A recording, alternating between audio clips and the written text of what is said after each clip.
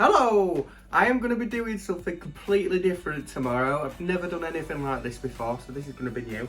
I am both nervous and excited for it at the same time.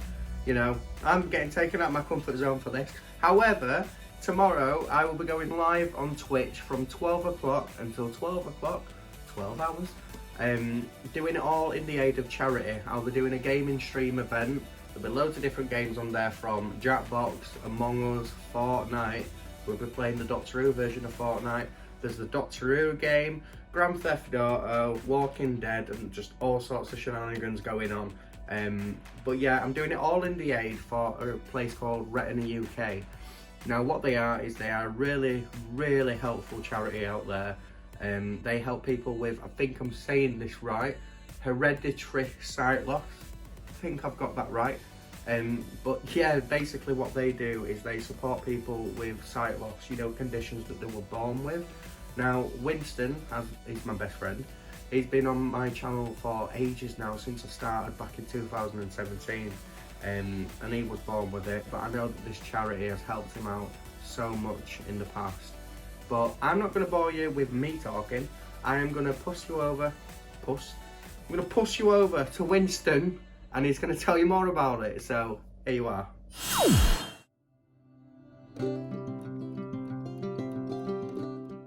So, hi, I'm Wynston, I'm 28 and I'm an alcoholic.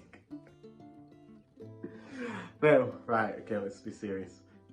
Okay, so I'm going to tell you a bit about my condition. It is called retinitis pigmentosa, and it's a condition that deteriorates the back of your eye in the retina.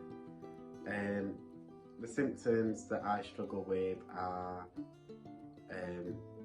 loss of my peripheral vision, so it's like tunnel vision. You see basically like this if you look through the toilet roll cubes. Common misconception is that you will see black around the edge of your vision, which isn't true.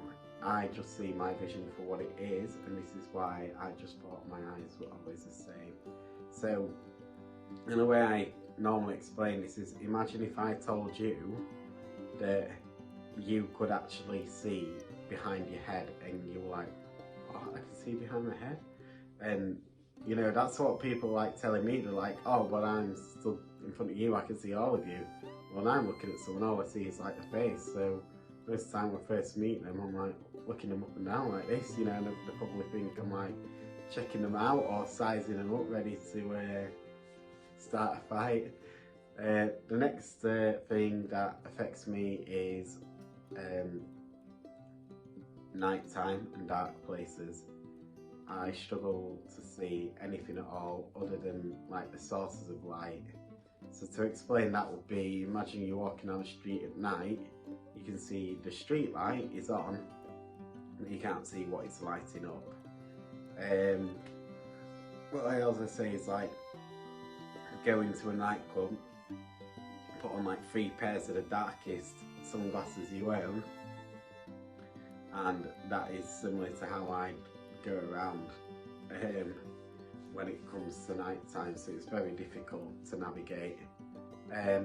I lost sight in my left eye when I was younger. I had a retinal detachment, which without starting a lawsuit, I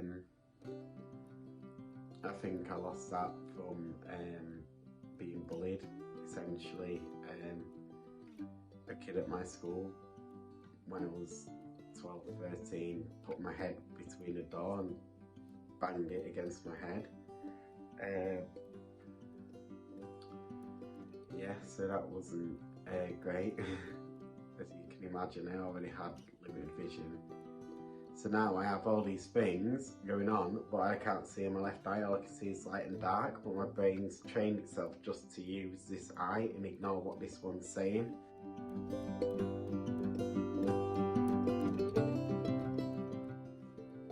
That's a really big question, you know. That is a massive question to begin with. Okay, so as I was growing up, when I was younger, when I was starting to toddle around, I thought I was normal. Like, I thought this is it's how everyone sees. But my mum and dad were the ones who just thought I was a clumsy child. They thought, oh, for God's sake, how did you not see that? How did you knock that over? You know, just thinking that I'm just a klutz, really. And growing up, I just thought I was a bit clumsy as well.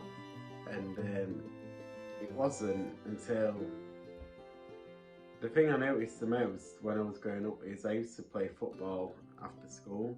When it started getting towards winter and it started getting dark, like around like 4 or 5 o'clock, I'd be struggling to see the ball and the other players on the pitch while everyone else just seemed to be doing fine, and I'd end up like crashing into people or like taking a ball to the face, which is something that you're quite used to, but it's not up my street.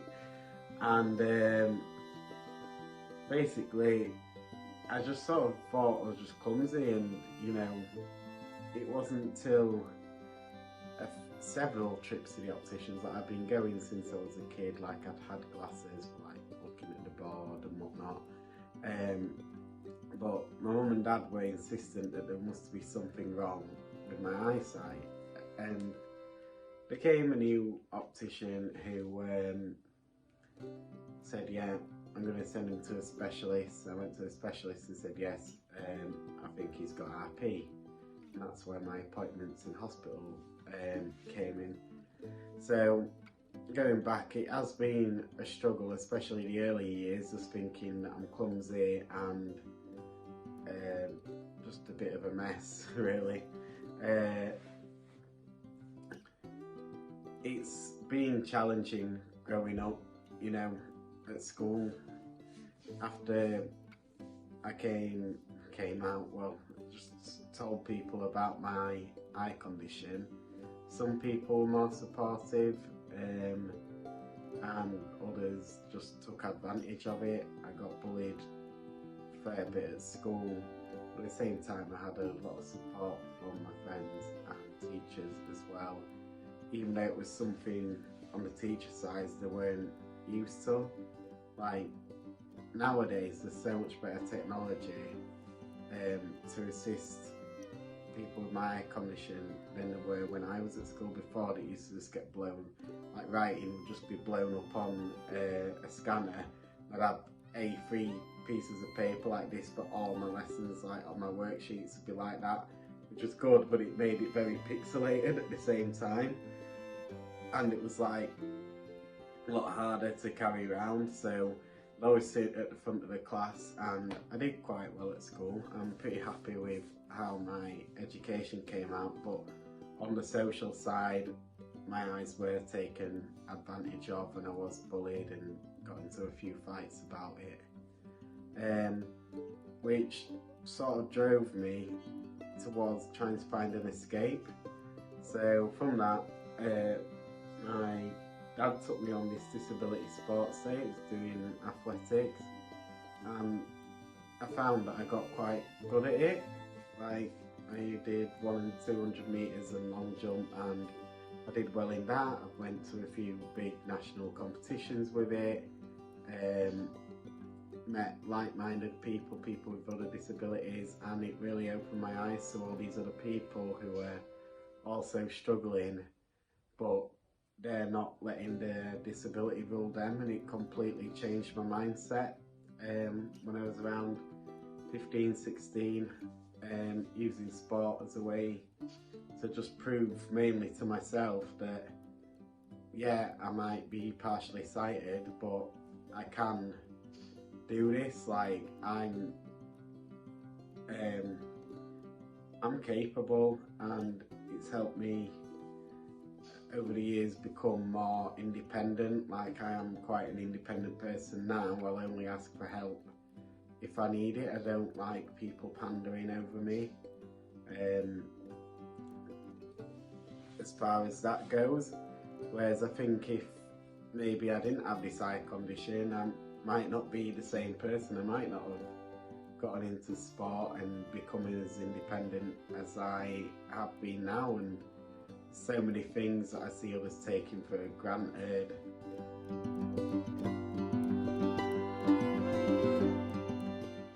Well, my first experience with Retina UK, back in the day, it used to be called RP Fighting Blindness, and there are several blind charities out there. They all do different things, obviously guide dogs, trains guide dogs, and helps educate the public around guide dogs, which is great. And you've got RNIB, which is Royal National Institute for the Blind. They are very good at making living accessible. They provide different tools around the house to help people with visual impairments. They do audio books. They sell these bad boys, you know, 40 quid this one. They can go up in price depending on what you're looking for. There's loads of different types of canes out there. Harry Canes, Michael Canes.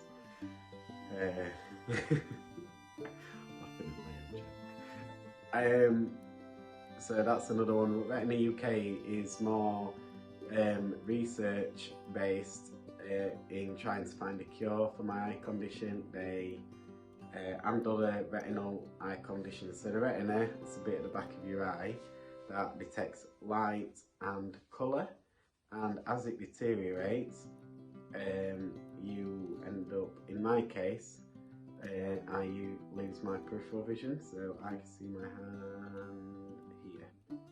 Okay, so you can't see it there, obviously you can see it on the screen. So in real life, it's here. On this side, there, because I'm blind in my left eye, which might be reversed, might be right eye. But I do know my left and right.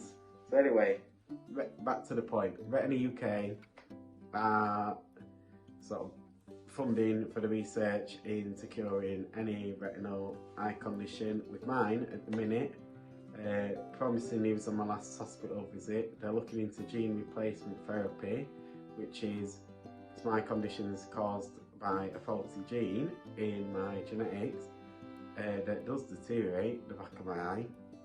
Don't quote me fully on this, I'm not a retinal scientist.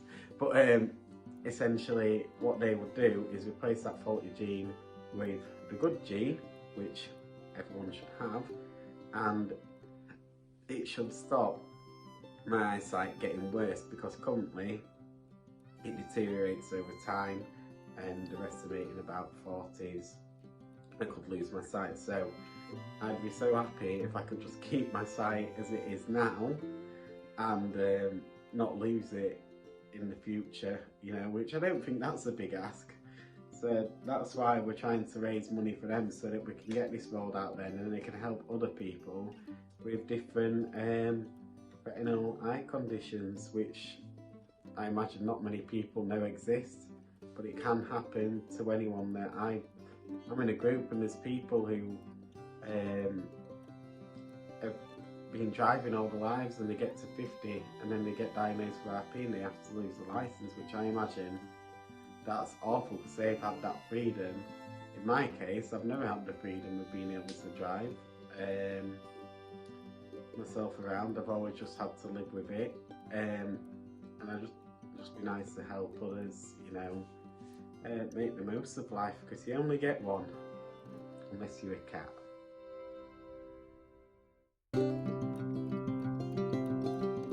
So I feel like I've briefly covered this, but why should people donate to Retina UK?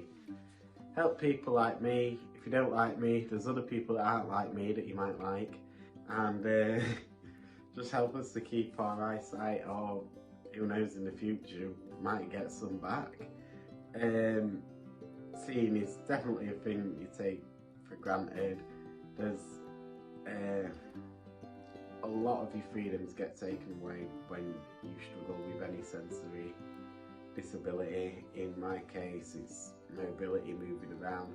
Like going to a new house, I get anxious about going to a new person's house, because I'm like, oh god, I'm going to knock over all the candles, I'm going to break grandma's ashes, or just stupid stuff just going to fall over or something.